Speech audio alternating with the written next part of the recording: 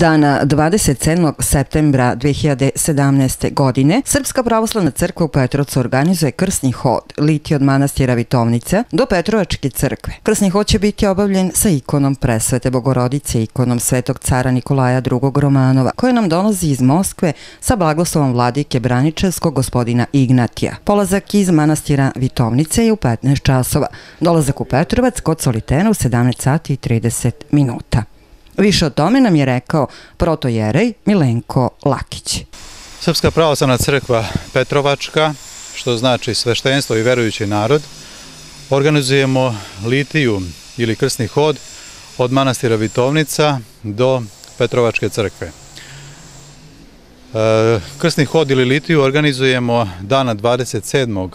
septembra 2017. godine, dakle na Krstovdan u sredu, tako što ćemo iz manastira Vitovnica organizovano krenuti u litiju u 15 časova, gde očekujemo da će jedan određeni broj vernika započeti krsni hod litijski od manastira Vitovnice do dolaska u Petrovačku crkvu.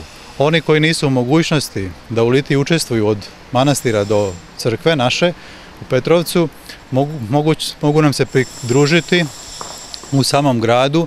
Predlažemo da to bude kod takozvanog solitera, kako već nam je poznato, gde bismo mi iz Vitovnice do solitera stigli, očekujemo negde oko 17:30.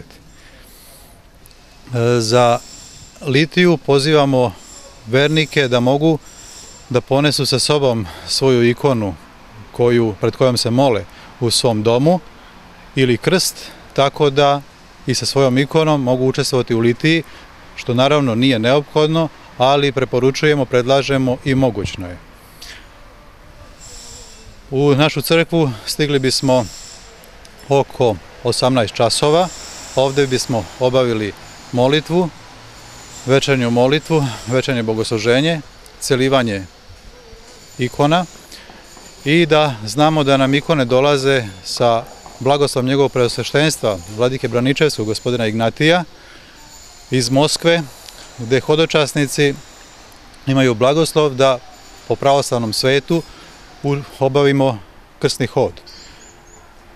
Dolazi nam ikona Presvete Bogomajke Smarijanske i ikona svetoga mučenika cara Nikolaja II. Romanova i mnoge druge ikone.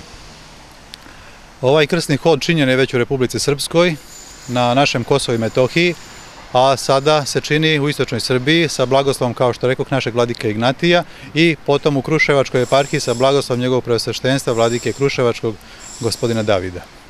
Televizija Mlava će ispratiti ovaj sveti i svečani događaj.